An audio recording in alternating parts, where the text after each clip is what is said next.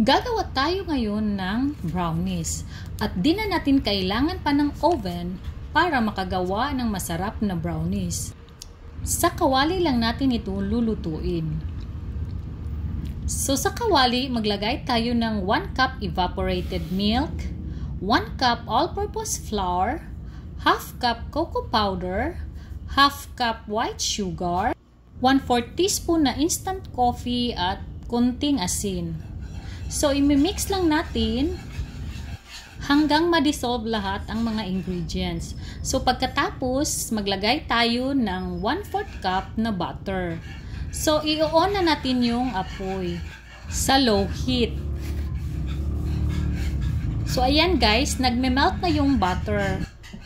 After a few minutes, ganito na yung itsura niya guys. Continue pa rin sa pagmimix hanggang sa ganito na siya guys, oh, wala na tayong makikitang basa. So after nyan, ita-transfer na natin siya sa ating mga molder. Ifa-flatten lang natin para mapantay yung thickness niya. Pagkatapos, ilagay natin sa ref.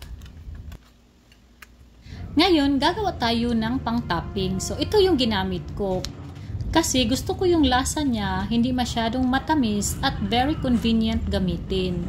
So, naglagay lang ako ng mga 3/4 cup. Tapos, nilagay ko sa microwave para magme-melt siya.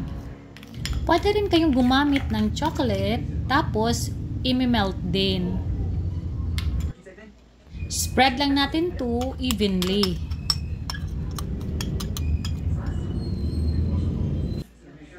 Pagkatapos, maglagay tayo ng chocolate chips. Tsaka yung half, nilagyan ko ng peanuts. I-chill lang natin siya para mag-set yung toppings natin. So, ito na siya guys. I-slice na natin. At ilagay sa mga baking cups. Try nyo to guys, kasi masarap talaga siya. Para siyang chocolate na hindi masyadong matamis.